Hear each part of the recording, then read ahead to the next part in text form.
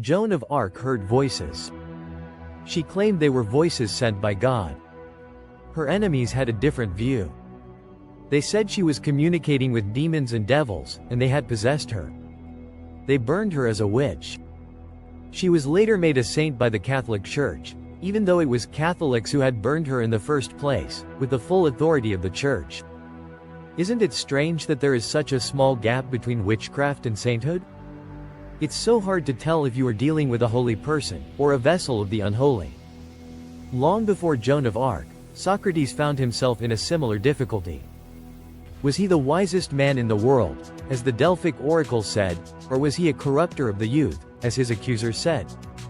Socrates didn't help himself by saying that he was advised by his own personal higher authority, his guiding spirit, his demon, linking him to the supernatural order. What could be more unsettling than for someone to claim that he was being directed by something not human? That can go both ways. As Joan of Arc discovered to her cost.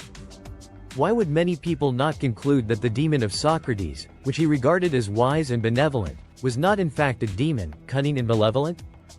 And determined to harm Athens?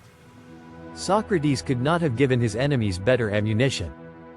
By his own confession, he was trafficking with higher powers whose intentions were not known to the public, but seemed distinctly hostile to the interests of democratic Athens, given that Socrates was favored by the aristocratic faction of Athens, always looking to overthrow democracy.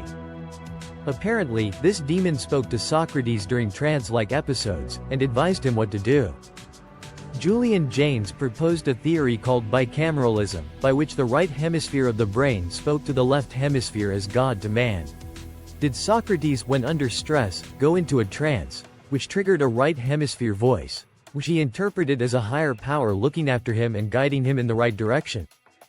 It warned him off from taking wrong decisions. It told him not to enter public politics. The folk culture of Athens said that the world was infused with spirits, some of them very bad. Socrates, a controversial character, seen in the company of aristocrats who resented democratic Athens, would have become an easy target for a whispering campaign. Was he the source of the toxic forces in Athenian politics?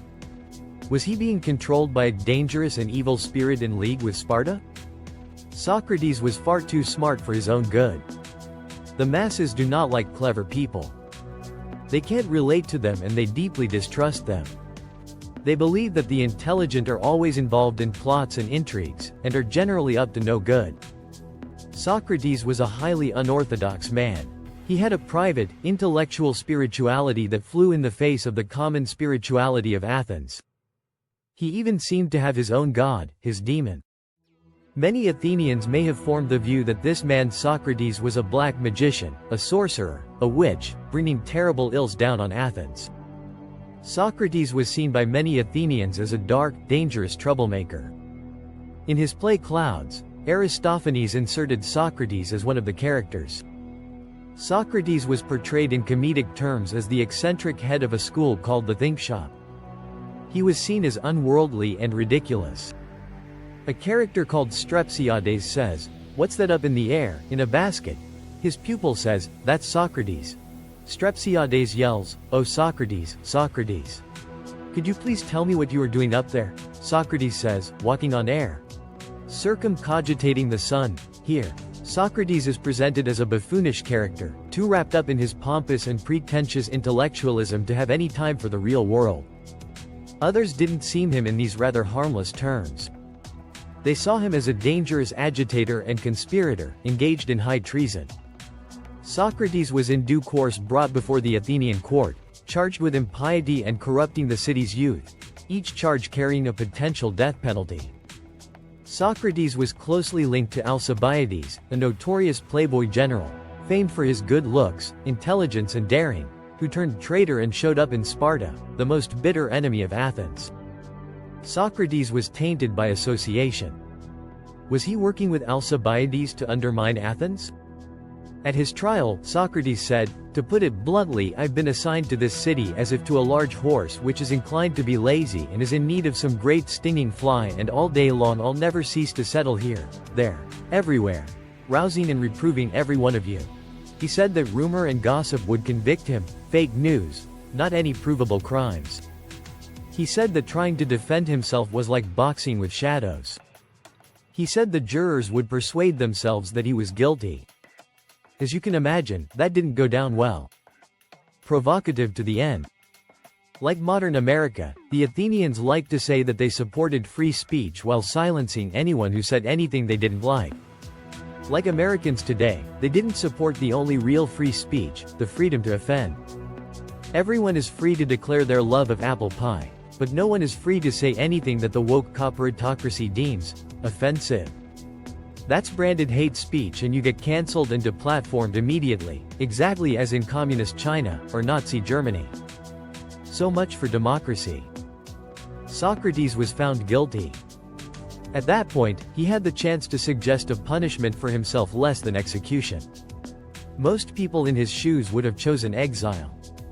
But Socrates had set his sights on martyrdom. He said he should not be punished at all, but rewarded. He said he should get free meals at the public expense for the rest of his life. That's how you get yourself killed. Socrates was given hemlock, and became a martyr for all intellectuals, put to death by the mob, by those that claimed to defend free speech. Nothing has changed. George Orwell said, "If liberty means anything at all, it means the right to tell people things they do not want to hear." That would have got Orwell killed in ancient Athens, and cancelled in today's America. No intellectual is safe from the mob. Every intellectual is a witch, and witches get burned at the stake. The bravest people in the world are the intellectuals, trying to make the human race intelligent. What a vain hope. Socrates said, "The unexamined life is not worth living." Look at today's America. Look at YouTube. Is anyone thinking? Thinking is dead. America killed it. Socrates gets martyred over and over again.